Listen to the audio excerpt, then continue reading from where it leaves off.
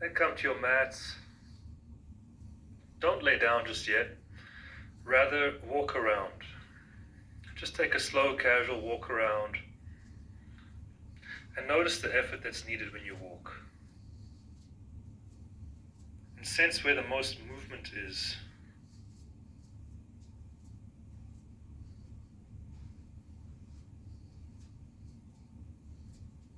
Notice which part of the foot makes contact with the floor first as you step forward.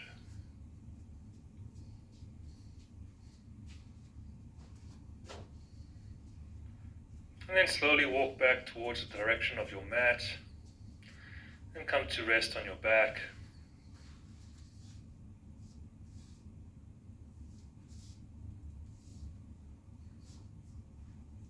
And on your back, go ahead and raise the head up if you need to bring the face parallel to the ceiling. And if you don't need a pad, that's okay if you're comfortable like you are. And now scan the contact that your back makes with the floor. And imagine that if you had to lay down on the floor with a wet back like you just got out of the swimming pool, and then you were to get back up and look at the imprint that your back left on the floor, how would your imprint look to you? The parts that were touching the floor would be wet, and the parts of your back that were not touching the floor would be dry. So just get a sense of what your print would look like.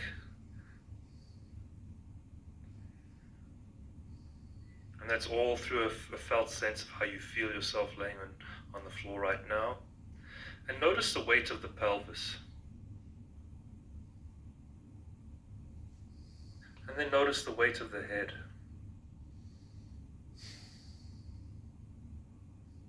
If the pelvis was a bowl, what would the volume of water be that it could hold?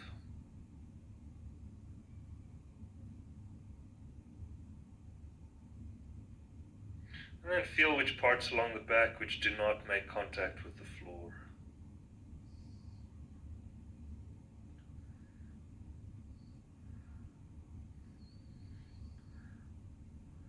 And then let that go and just rest on your back.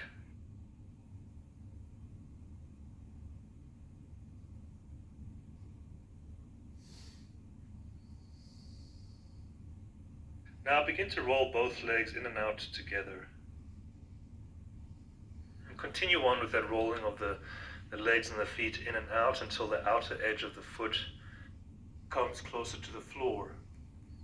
And then bend both knees out to the sides and drag the feet up to the pelvis along the floor and bring the knees to face the ceiling with the feet standing. And now with your feet standing, find the foot position where if you let go of muscular holding, that the knees will stay vertical. In other words, if you had to fall asleep, would your knees stay pointing up to the ceiling? Or would maybe the knees fall out to the sides? So just try various foot positions. Bring your feet a little closer to the pelvis, then a little further away. If the knees fall open to the sides, then widen the foot stance. And if the knees fall together, like they collapse inwards towards each other, then simply make the stance of the feet a little narrower.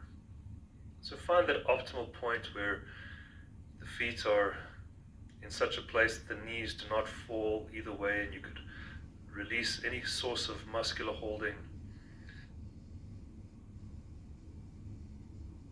And in that position, just rest on your back with your feet standing.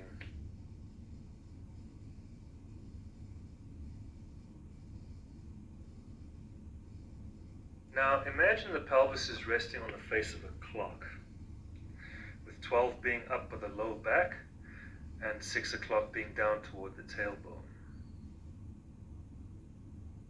Now begin to rock the pelvis forward and back, such that you shift the weight from 6 to 12 and back to 6, and repeat that rocking forward and backwards on and on.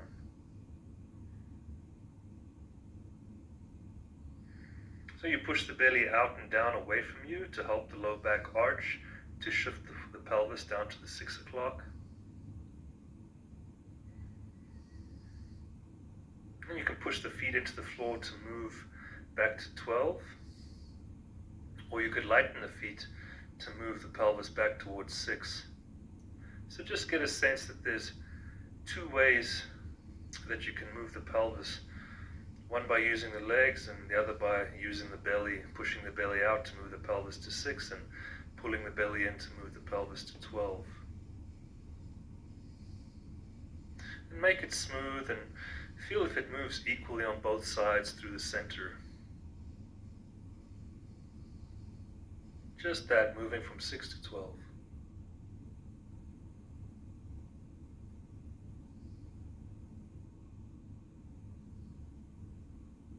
Rest whenever you need to, but you can try using just the legs. So if you push your feet into the floor and shift the weight of the pelvis to the 12, and then you lighten the feet, you don't necessarily have to lift them, but you just lighten them, and that will arch the back and shift the weight of the pelvis down to the 6. Or you can use the belly, pushing the belly out to 6 and pulling the belly in to rock the pelvis up toward 12. So there's two different ways that you can move the pelvis. Just make that clear for yourself.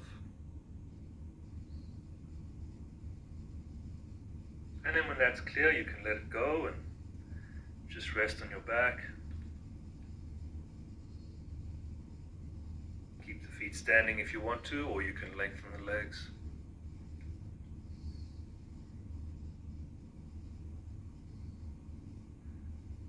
Now, on the back, bring your feet back to a standing position if you happen to lengthen the legs. So your knees are up towards the ceiling and your feet are standing.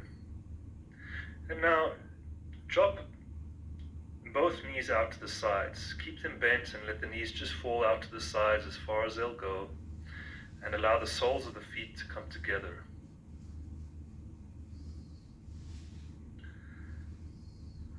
Now keep the legs soft as the knees hang out to the sides, so you're not artificially holding the knees up any further than what they would be held, where they are naturally just hanging out to the side. And now in this position, begin to shift the weight of the pelvis from side to side, from 3 o'clock to 9 o'clock on the imaginary clock that your pelvis is resting on. And to do this, you just simply lower first the left knee toward the floor, and then the right knee toward the floor alternately. And continue on with that, on and on, having first the left knee go toward the floor, that would rock the pelvis, or bring the pelvis on the imaginary clock to 3 o'clock, and then the right knee lowers down toward the floor, and that would rock the pelvis, or the weight of the pelvis, toward the 9 o'clock. It's not a big movement. You don't have to touch the floor with the knees.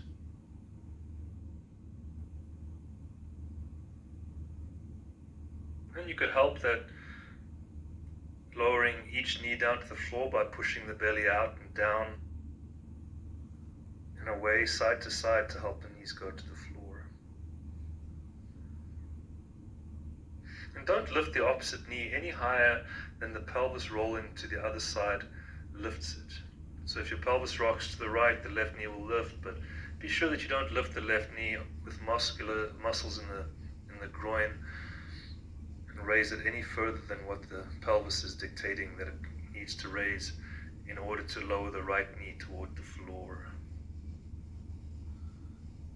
And just play with that, shifting the weight of the pelvis from 3 o'clock to 9 o'clock. Make that movement smooth and clear for yourself.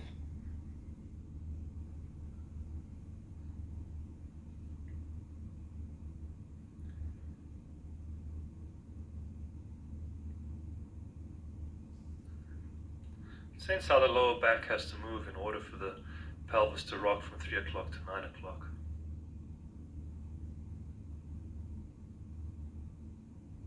And then let that go and just rest.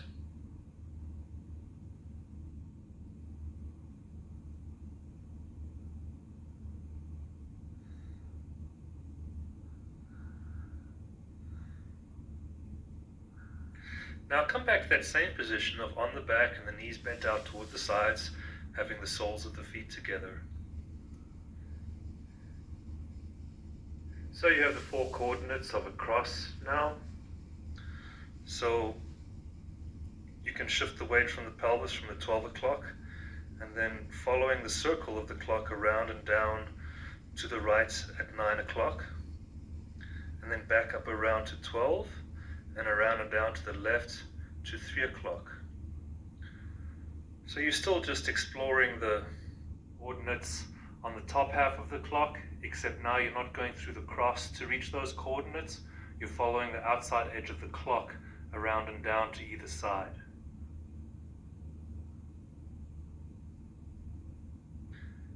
And repeat many times the semicircle of the top half of the clock, going from 3 through the 12 and down to the 9, and back to the 12 and over to the 3.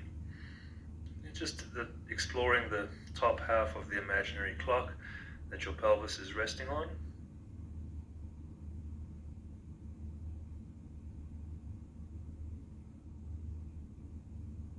And with the legs bent out to the sides to bring the pelvis up towards the 12, you can't really use the legs now to push into the floor, so you have to use the abs or the torso in order to bring the pelvis toward the direction of 12 o'clock.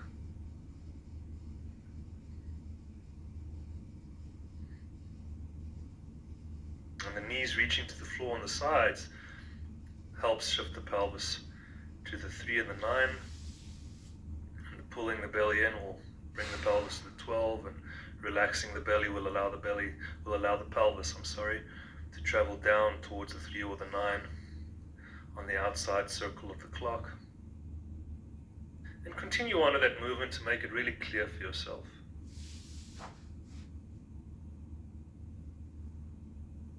Notice the tension in the jaw or the mouth or the throat, and see if you can continue on exploring the top half of the clock without any tension in the chest or the throat and mouth area. When you've had enough of that, you can let it go and lengthen the legs and rest on the back.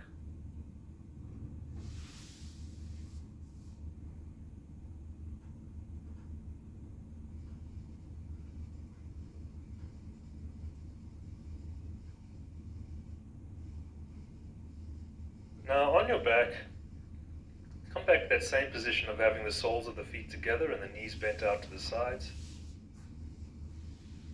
And then push the weight of the pelvis down towards 6 o'clock by pushing your belly out. And then from 6 o'clock, move the pressure around the circle of the clock to the right and up to 9.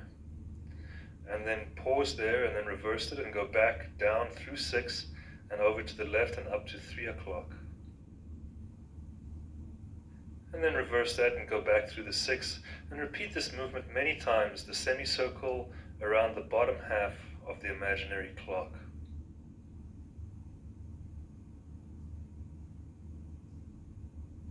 The belly pushes out, the low back arches to shift the weight of the pelvis to the bottom half of the clock over 6.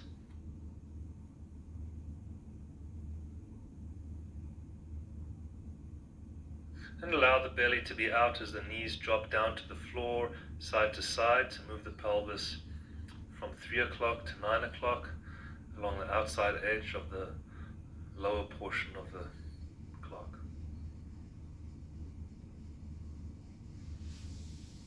Continue on with that movement, making it really clear for yourself.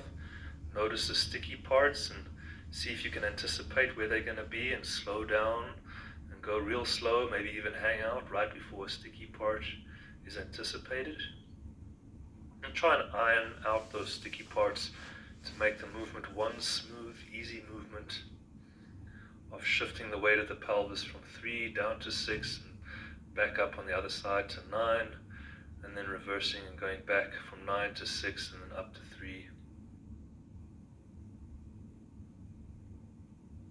And don't be so serious. See if you can do a couple of bad movements. You don't have to strive to make the movement perfect. Just do it and notice how you do it, and then see if you can improve on the quality.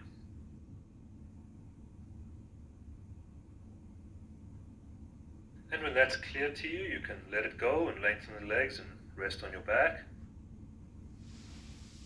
If you need to play with it some more, you feel free to keep going.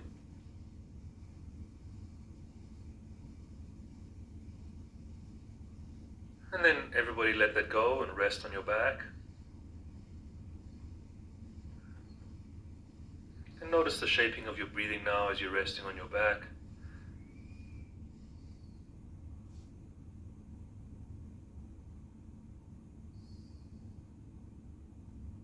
And now come back to that same position with the knees bent out to the sides and the soles of the feet together. And begin now to shift the weight of the pelvis in a full circle from 12 out to your left and down to 3. And continue on from 3 o'clock further down, and then bring it closer to the center all the way down to 6. And then up along the right side up to 9, and then all the way back up through to 12. Going in a full circle over and over.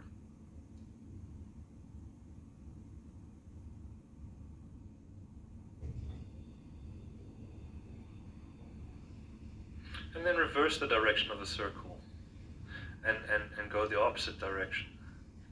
So you go from the 12 to the 9, down to 6, over to 3, and back up to 12 again.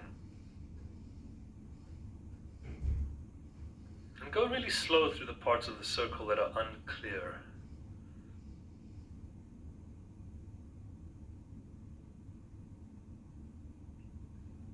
And feel how the belly moves to move the pelvis around in a circle like this.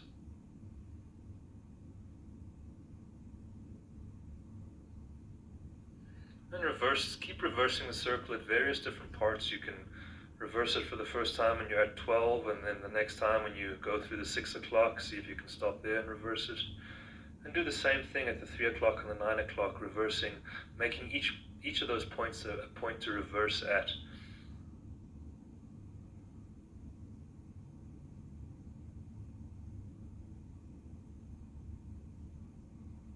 And then begin to make the circle smaller and smaller. And see if you can make the circle so small that only you know that you're doing it. In other words, it's not visible to an observer. Right? You can still do these movements real small that nobody knows that you're actually doing them, and you have the feedback from the floor. You can sense the weight shifting, so you can feel that you're still doing it even if it's really small.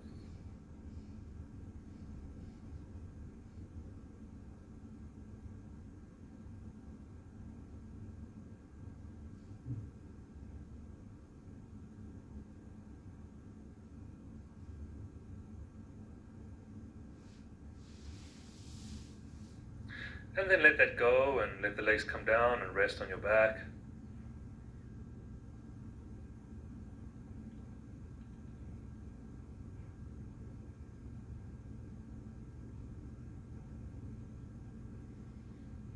And sense now when you're resting on your back the size of the arch of the low back.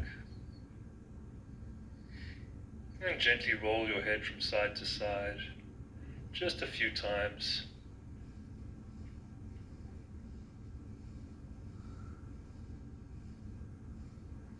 And let the rolling of the head go. And so you're on your back, you've got now the knees bent for standing. So bring the knees to point up toward the ceiling again. And now with the knees and standing in that same ideal position that you had with the feet, where the muscles could let go and you have a skeletal connection with the floor. Now begin to repeat the pressing of the pelvis into the floor, following around the face of the clock many times.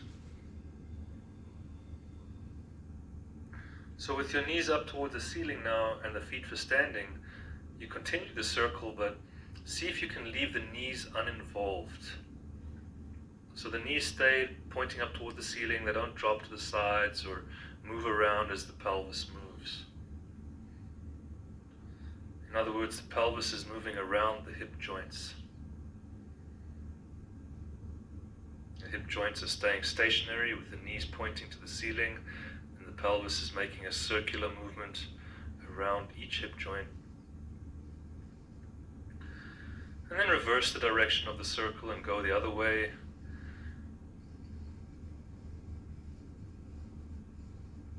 make both ways of the circle smooth and easy, with the knees staying pointing toward the ceiling and not getting involved with the movement of the pelvis. So you may have to keep the movement really small, and that's okay as long as you know that you're doing it. And feel how the pelvis moves different with the feet in standing. And notice what the head does.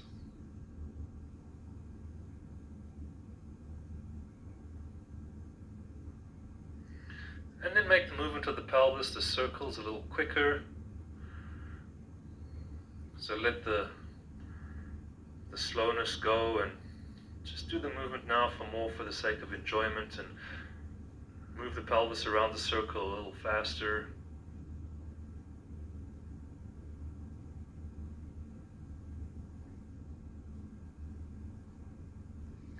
And when you move the pelvis like that, can you feel any movement resonating through to the head?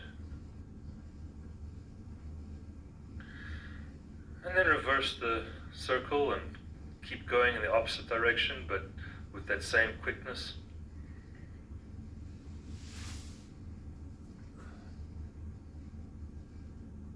And then let the quickness go and return back to the slow, deliberate moving the pelvis through 12, 3, 6, and 9.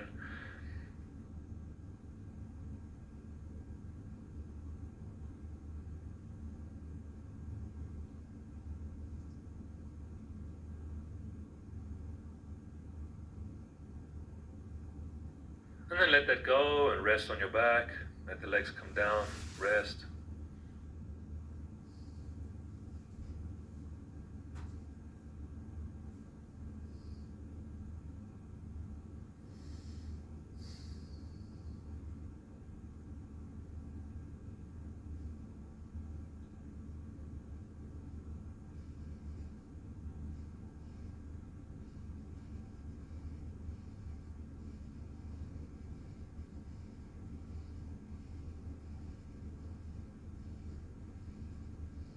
Now on your back again, prop yourself up onto your elbows and have your eyes looking at the horizon. So you kind of lift your head and shoulders up off the floor, and you're up on your elbows and forearms. And in this position, bend the knees out to the sides and bring the soles of the feet together.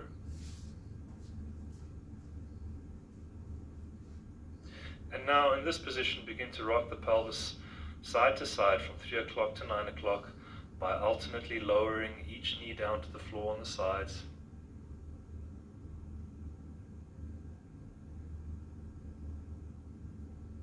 Just going from 3 to 9 and back to 3 again.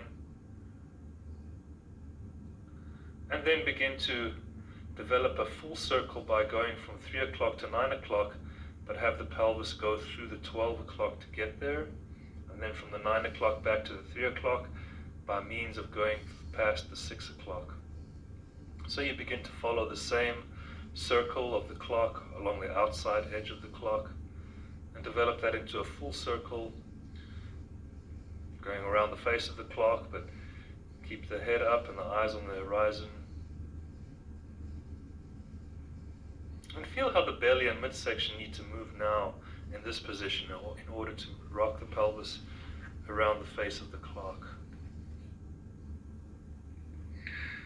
And then go a little quicker with the movement, a little lighter, changing the direction of the circle randomly at various different points on the clock.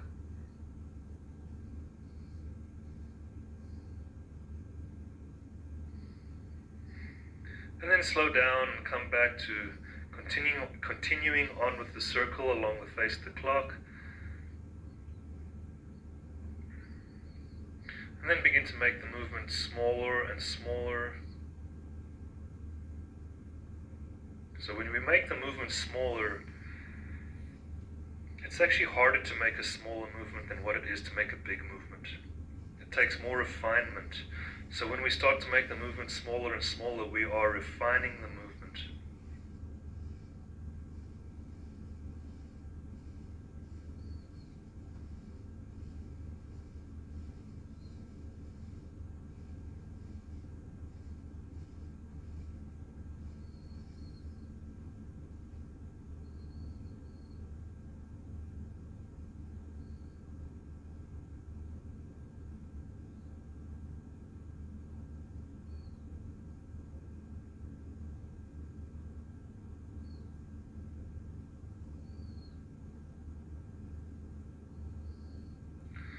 And then let that go and rest on your back.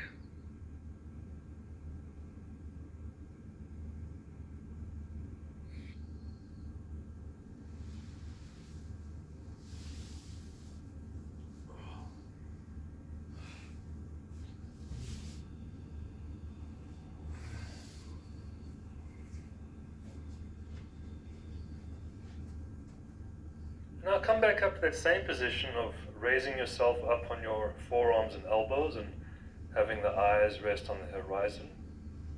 Only now bend the knees and bring the feet to a standing position. You have the knees pointing up towards the ceiling. And now in this position, repeat the same circle of the clock by following the pressure of the pelvis around the clock, keeping the knees to the ceiling and uninvolved.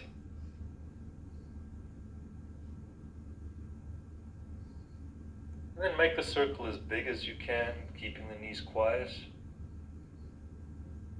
And reverse the circle at various different points and continue on with the big circle.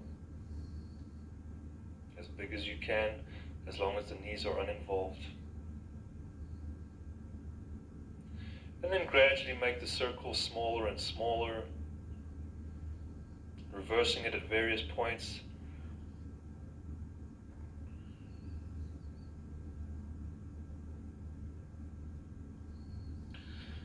And then let the circle come back to its original size and just go a little quicker. And notice if you go quicker with the pelvic circle, if you can feel the head moving at all with the pelvis.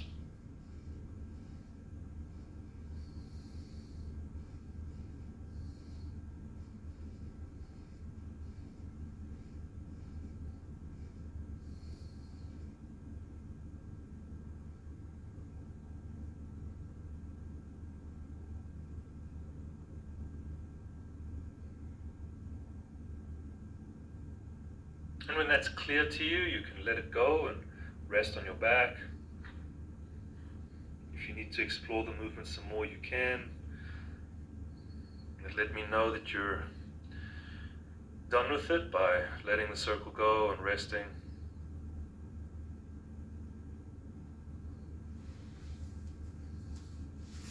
And resting on your back, gently roll the head from left to right and get a sense of the quality of the head roll. And then make the movement of the head roll smaller and smaller until the head comes to rest somewhere in the middle.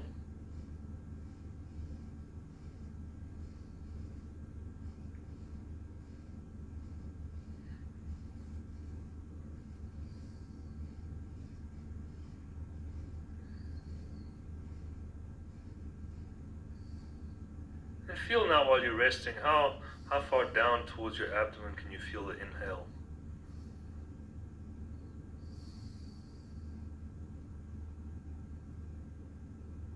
Now, come back up to a sitting position and lean on the hands behind you and have the knees bent out to the sides and bring the soles of the feet together. So you're leaning on your hands behind, yes? And now in this position, begin to move the weight of the pelvis around the face of the clock.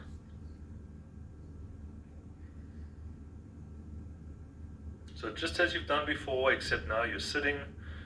You have the knees bent out to the sides with the soles of the feet together. And you begin to circle the pelvis on the face of the clock. You can start at 12. You can choose the direction, but just make that movement really clear for yourself as to how you do it.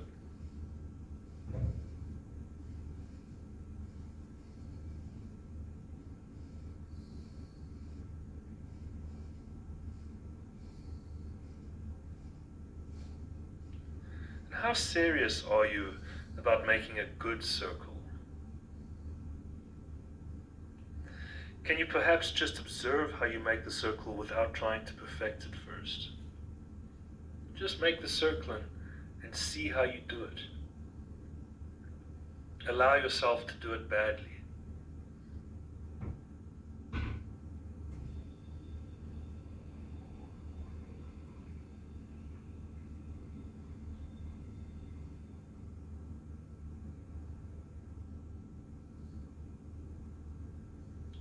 Can you sense the weight shifting over the sit bones as the belly moves the pelvis?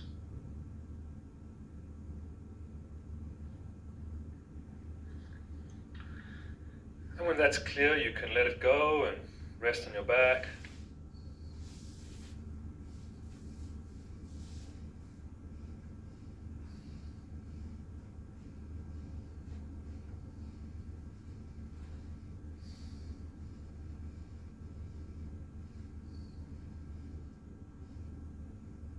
Now, come back up to the sitting position and sit with your knees bent but your feet are in standing, so the knees are up towards the ceiling. And you can lean on your hands behind you and keep your eyes on the horizon. And now in this position, begin to shift the weight of the pelvis around the face of the clock and reversing it many times from various different points. The knees stay quiet and orientated toward the ceiling. They're not shifting with the pelvis now. And get a sense now of how the pelvis moves around the hip joints with the aid of the belly, but not with the help of the legs. And continue on with that circle until it's really clear that that's how you make the circle and that's how you move.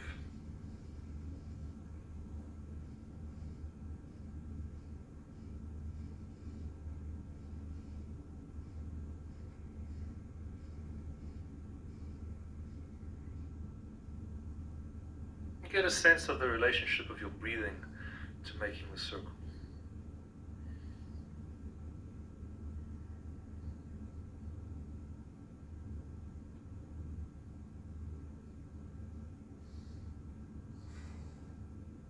Rest whenever you need to, coming back to it on your own time, exploring. Notice the clarity of each side of the circle. Does this feel the same on the left side of the clock to the right side? Or do you find yourself certain parts of the clock you're having a hard time increasing the pressure?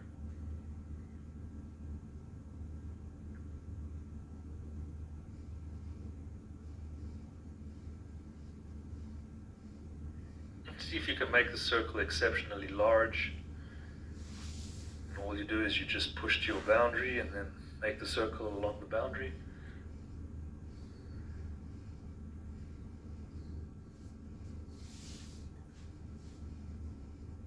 And then begin to make the circle smaller and smaller.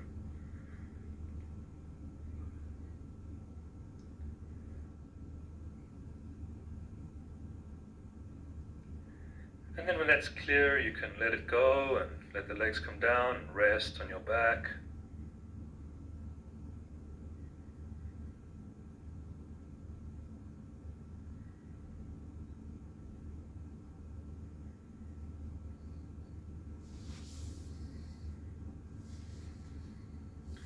Notice how your back rests on the floor now.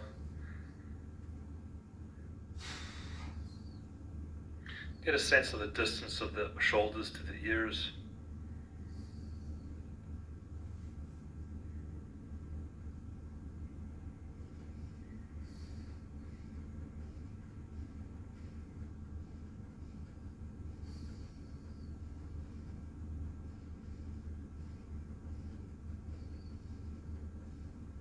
Bend both knees and bring the knees up toward the ceiling and have the feet for a standing position.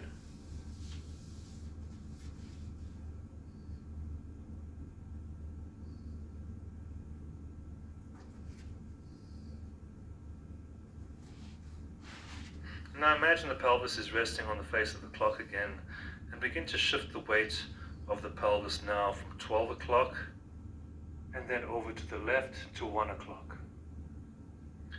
And then 2 o'clock and 3 o'clock. And as you get to each number, pause there and press the pelvis into that number to give it an address. So you move the pelvis from 12 o'clock over to where you estimate the 1 o'clock to be. And you pause there and you just push the pelvis into the floor, give the 1 o'clock an address. And then you move the pelvis back to the 12. And then you shift the pelvis from 12 to 1 and then over to the 2 o'clock. And press the pelvis into the 2. And then shift the weight from 2 o'clock back to 12 along the outside edge of the circle. And then move the weight of the pelvis around the circle from 12 through 1, through 2 and over to 3, which is a familiar number. And then push the weight of the pelvis into the 3 o'clock and continue along the whole circle of the clock like that, returning to 12 o'clock and then back to the next number, pushing in the number, giving it an address. And continue on all the way around the clock from the 12 o'clock through down to the 6 and then over to the 9 and back up to 12.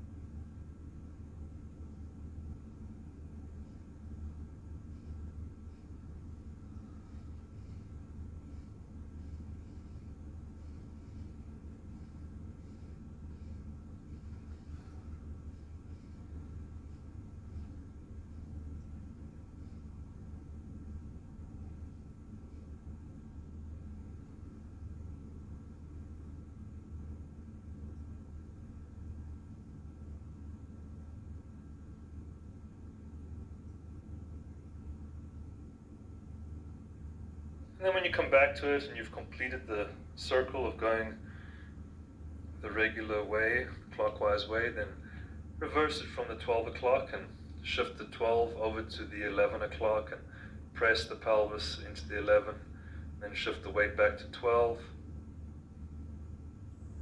And then move from 12 through 11 to 10, push the weight of the pelvis into 10 and then move it back to the 12 and continue on now along this side of the clock until you're going all the way through to the 1 o'clock and coming all the way back from 1, 2, 3, 4, 5, all the way back up to 12.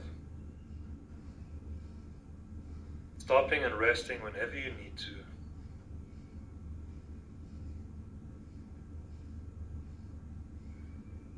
So we're refining now the circle of the clock. Before you just had an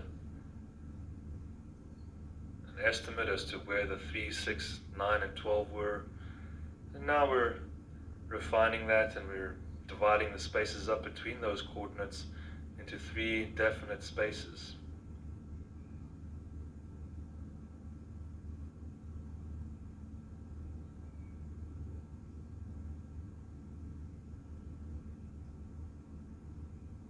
When that's clear to you and you've given each number an address coming from each separate direction from the 12, you can let it go and rest on your back.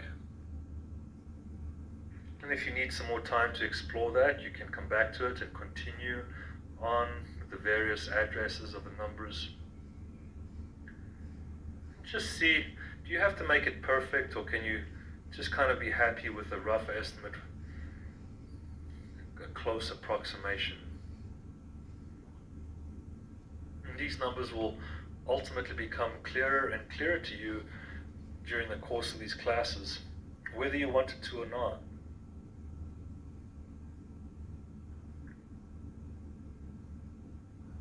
And then let it go and rest on your back. Let everybody rest on their back.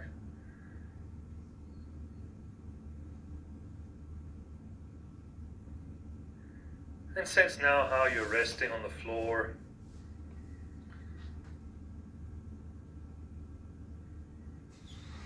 Notice the tension in the neck and the jaw. Can you swallow?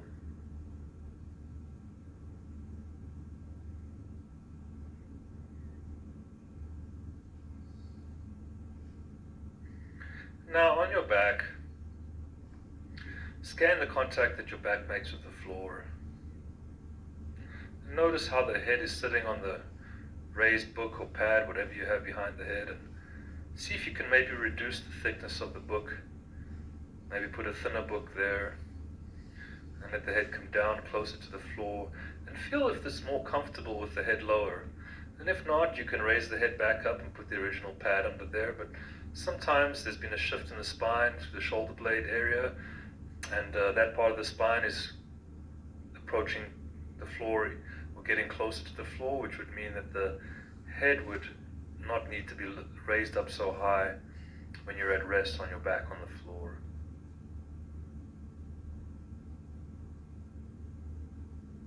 And feel the weight of the pelvis on the floor. Does the pelvis feel like it's gotten any heavier?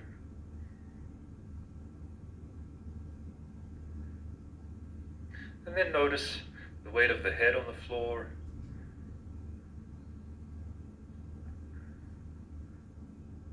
Does the head feel like it's any heavier or lighter? Typically, as the tension in the neck and shoulders release, the weight of the head usually gets heavier because the neck is holding less of that weight. In other words, you start to give in your structure to the shape of the floor. And on your back, notice the size of the arch of the lower back of the floor now.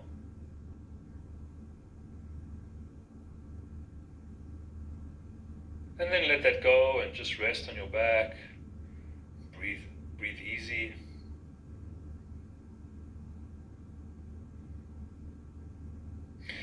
Now roll the head left and right and notice the quality of the head rolling on the floor. And get a sense if the neck feels any more connected now to the shoulders.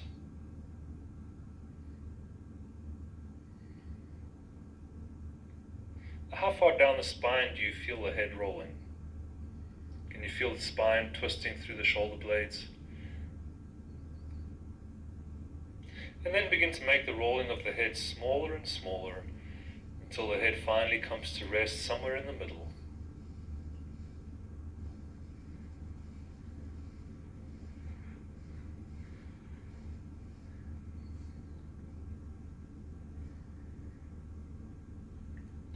Now, roll to one side, and any side you choose, the easy side, roll to that side and come up to sit and then eventually to stand.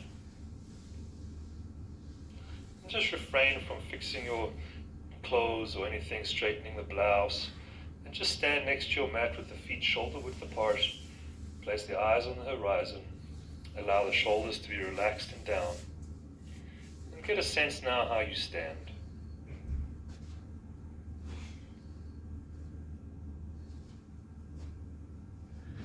Keeping everything relaxed, just begin to shift the weight on the feet from side to side. So you shift the weight over onto the left foot and then shift it back to the right foot. And feel what else moves as you shift the weight from left to right.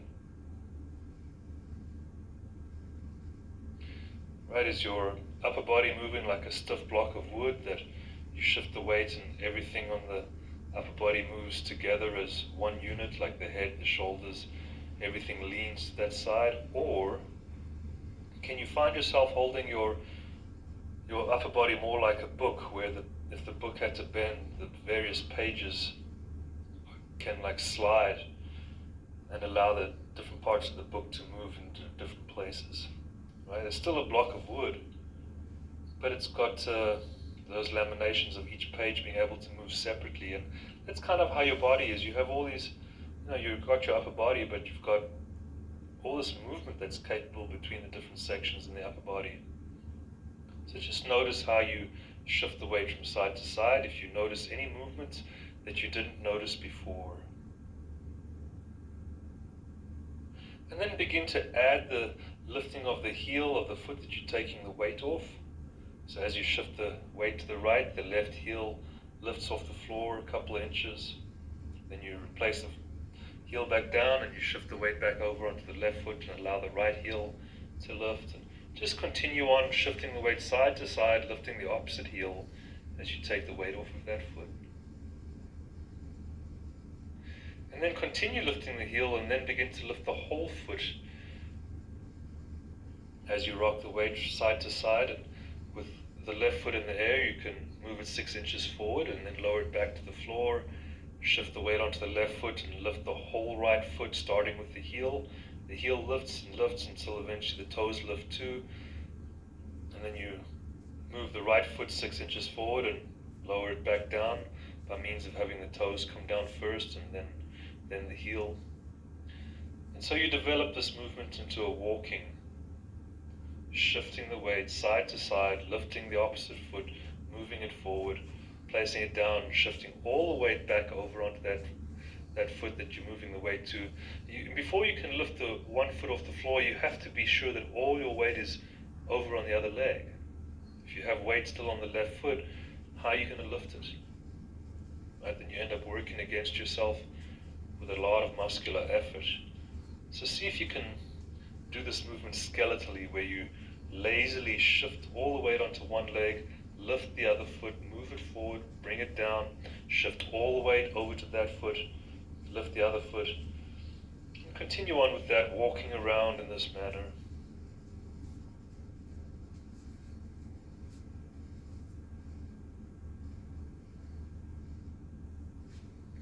And then continue with the walking, but make the shifting of the weight less and make the walking intention more. And you just walk around now for the pleasure of walking, not to go and do anything. You're just walking around, ambling, and notice how comfortable it feels to walk. And then imagine that you're late for work, or the phone's ringing and you're in a hurry to get somewhere. Maybe you've lost your car keys and you're desperate, and you walk in a hurry now. You're walking with a purpose to go and tell somebody something, or maybe you hear your child crying, or perhaps the bath water is running and you have to run to turn it off, you forgot about it. And sense now, as you walk quicker with that intention, how everything in yourself changes. And then go back to walking for the sheer pleasure of walking and relaxed.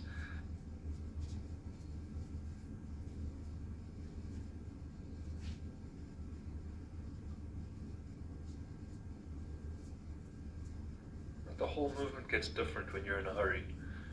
Things tend to stiffen up, get rigid, placing all the movement on certain joints and no movement on others. This will lead to a wearing out of those joints that are doing all the work. Now, walking around with the casual, relaxed attitude, just notice for yourself which part of the foot touches the floor first when stepping forward. And sense where your head looks as you're stepping forward with each leg. You step forward with your left leg, does the head look more to the left or to the right, or does it just stay looking in the center? Just get a sense for yourself how the head is involved with the walking. And walk around in a circle to the left and to the right. Now pause where you are and walk backwards a few steps. And just notice for yourself which arm and leg go forward and back together. Come back to walking normally and walk for the sheer sake of the sheer pleasure of walking. Thank you.